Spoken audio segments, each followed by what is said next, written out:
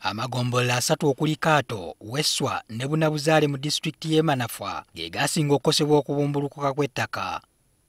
Amaka 40 agabalirwamu abantu abasoba mu 500 be baabudamizibwa ku kitebe ky'eggombolola y'e Bunabuzale.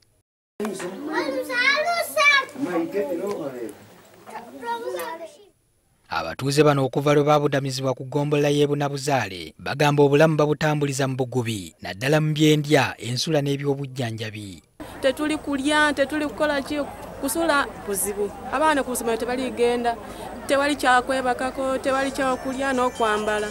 Mbeera eri wano sisobola okugenda mu nnimiro yonna yonna neefuna ku kintu n'endunda neefuna ssente.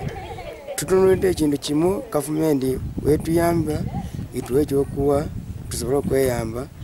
Bano bagamba balindiridde gavumenti okubafunira we badda naye buteerere.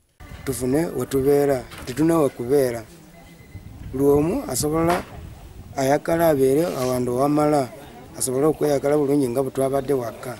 Abakulembeze Manafwa beeraliikirivu abatuuze baabwe bandigwirwa ebirwadde nga kolera olw'okwegotteka ku ggombolola. Okulaba nti gavumenti yongera okutuyamba okusinziira ddala ku byobulamu, twagala ebirwadde ebirala nga kolera bibeere nga bibeera mu kampu eyo.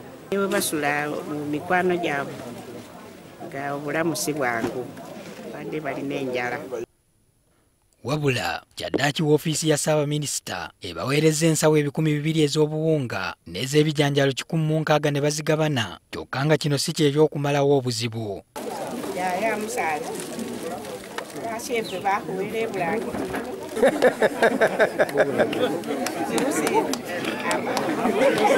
Kubanga tuwadde ebyokulya naye kati abantu baffe bali kusula batya, bali kwebikasi, amazzi tewali, n'eddagala tewali. N'abaana bennyini abagenda ku ssomero balaba nti tebalina buyambi obumala.